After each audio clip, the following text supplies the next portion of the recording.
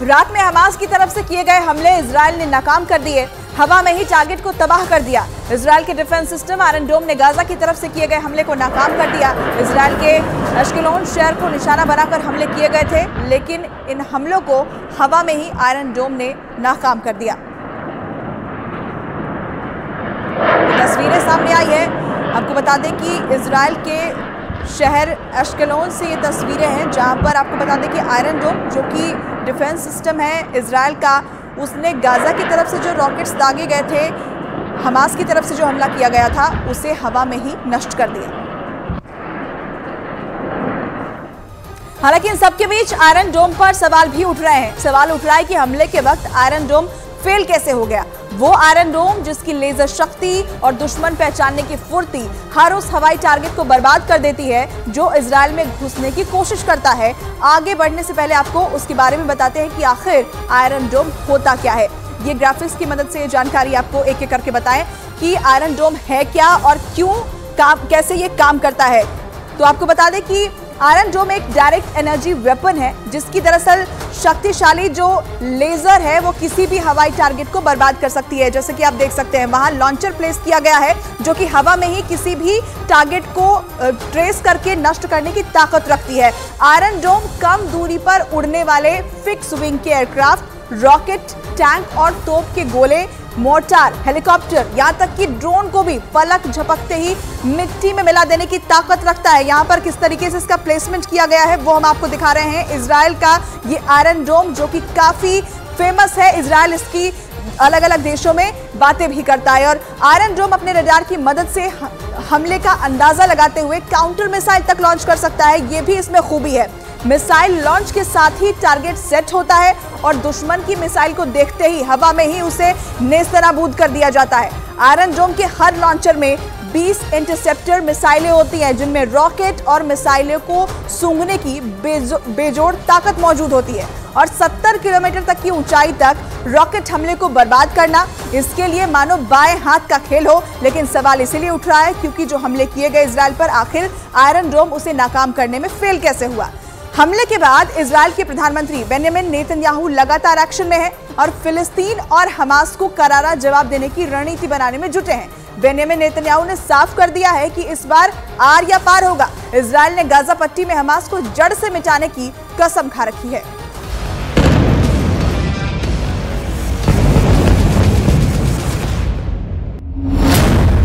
Israel का दावा है कि गाजा से जो हमले हुए उसमें 21 ठिकानों को निशाना बनाया गया, यानी गाजा में कम से कम ऐसे 15 से 20 लॉन्च पैड होंगे जहां से हमास के हमलावर इजराइल में दाखिल हो गए। अब वहां चढ़ाई करने के लिए इजराइल को सबसे पहले अपनी टैंक पावर का इस्तेमाल करना होगा और इसमें उसका सबसे खतरनाक टैंक मरकावा सबसे आगे नजर आएगा। वैसे भी इजराइल से इस तरह के वीडियो सामने आ चुके हैं जिसमें टैंकों को गाजा की तरफ जाते हुए देखा जा सकता है। ये नेतन्याहू की युद्ध वाले ऐलान को पूरा करने वाला कदम कहा जाएगा, जिसमें गाजा पर जमीनी चढ़ाई करने का इरादा पक्का नजर आ रहा है।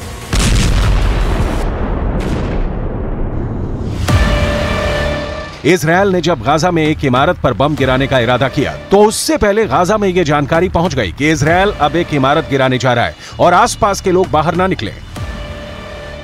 قال بدي بلغ الجماعه يطلعوا ما يطلعوش من البيوت، خليك في البيوت بدنا ننزل برج الوطن. فقالوا له عم ما ينفعش نضل في البيت وتنزل برج، لا مش هتقصروا، خليكم قاعدين في البيوت حننزلوا بالراحه يعني. فقلنا له ما بنقدر الا نطلع من البيوت يعني. فطلعنا من البيوت تقريبا الساعه تقريبا 5 بالضبط عدا الفجر. بعد ما طلعنا ضربوا صاروخ زنانه، بعد ما ضربوا صاروخ زنانه نزلوه كليا البرج يعني. البرج انت عارف برج هذا برج يعني سكني برج مكاتب। इसके बाद जब इस बिल्डिंग को गिराया गया तो आप तबाही का अंदाजा देख सकते हैं। इजराइल अब पूरी तरह बदला लेना चाहता है और हमास उसका सबसे बड़ा टारगेट है। इजराइल किसी भी ऐसी इमारत को नहीं छोड़ रहा जहां उसे लगता है कि हमास के हमलावर हो सकते हैं। गाजा में इस वक्त कई जगह मलबा ही मलबा फैला हुआ है। यहां बहुमंजिला इमारतें गिराई जा रही हैं। कब कहां इजराइल का बम आकर गिरेगा कोई नहीं जानता और यही सबसे बड़ा खतरा है। इजराइल रात में भी हमले कर रहा है और दिन में भी उसका अटैक जारी है। हमास को लेकर इजराइल की नीति अब साफ है, लेकिन ऐसे हमलों में वो लोग भी मारे जाएंगे जिनका हमास के हमले में कोई हाथ नहीं। هذا المسجد كنا في أمان الله عز وجل صلينا العشاء بالأمس ثم فجأة قصف هذا المسجد دون سابق إنذار ودون إخبار أحد من الجيران. روعوا الأطفال، روعوا الشيوخ، روعوا النساء، كبار السن، مصاحف بعثرت، المسجد قلب عن بكرة أبيه. हमास ने 7 अक्टूबर 2023 को हमला किया है। वो एक तरह से इजरायल की सेना पर नाकामी का एक बहुत बड़ा धब्बा लगा चुका है। इजरायल के लिए सबसे शर्म वाली बात है कि उसके बहुत से बड़े हथियार हमास के गोरिल्ला युद्ध वाले हमले को झेल नहीं पाए। आप हमास के मुकाबले में इजरायल को देखेंगे तो आपको इजरायल की ताकत समझ में आएगी। इजरायल के पास टैंक और बख्तरबंद गाड़ी है, हमास के पास दिखाने के लिए सिर्फ एसयूवी है। इजरायल के पास बड़ी बड़ी तोप है, हमास के पास रॉकेट है। इजरायल एक बड़ी ड्रोन पावर है, वो पूरे गाजा पर 24 घंटे नजर रख सकता है। हमास के पास छोटी दूरी के ड्रोन है जो आत्मघाती हमला कर सकते हैं। इजरायल की सेना 6 लाख से ज्यादा है, हमास के हमलावरों की तादाद 30 से 40 हजार बताई जाती है। इस बार इजरायल पूरी तरह गाजा पर चढ़ाई करना चाहता है और वो इसके लिए अपना सबसे बड़ा टैंक तैयार कर चुका है। इसमें मरकावा 4 टैंक सबसे बड़ा नाम है। लेकिन नेतन्याहू को डर भी है जो हमास के हमले में ढेर हो गया और फिलिस्तीन के लोग उस पर चढ़ गए। ये इजरायल का नहीं, पूरी दुनिया में सबसे खतरनाक टैंक माना जाता रहा है, लेकिन हमास के एक हमले में ये ढेर हो गया। इजरायल का मरकावा दुनिया के सबसे सीक्रेट टैंक के रूप में पहचाना जाता है, जिस टैंक के खिलाफ अचूक माने जाने वाली मिसाइल भी नाकाम हो जाती है। ये ऐसा टैंक है जिसे लेकर इजरायल ने फैसला किया कि वो इसे कभी किसी और देश को नहीं बेचेगा।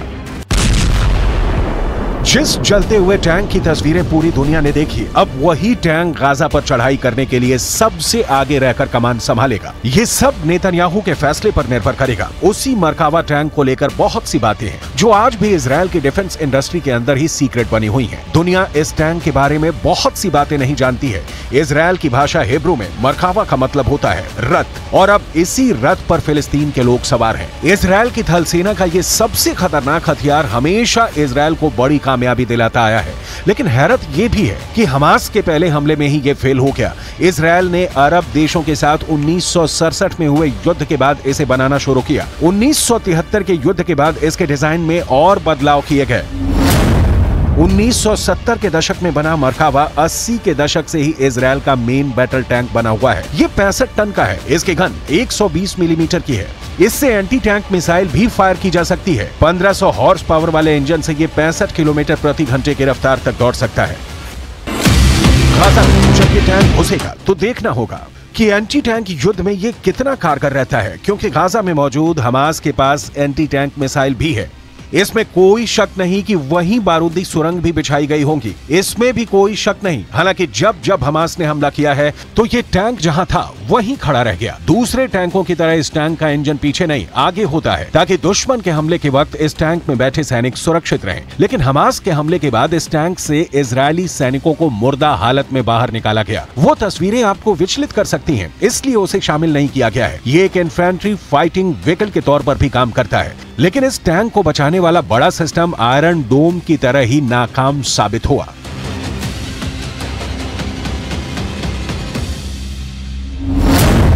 इजरायल के इस टैंक में अमेरिका के एब्रम्स टैंक वाली कई तकनीक जोड़ी गई है ताकि यह दुश्मन के अटैक से बच सके। ट्रॉफी एपीएस यानी एक्टिव प्रोटेक्शन सिस्टम मिलने के बाद इसकी डिफेंसिव पावर कई गुना बढ़ गई है, जो इसे एंटी टैंक गाइडेड मिसाइल से बचाता है। यह टेक्नोलॉजी अब आधुनिक टैंकों के लिए बहुत जरूरी बन चुकी है।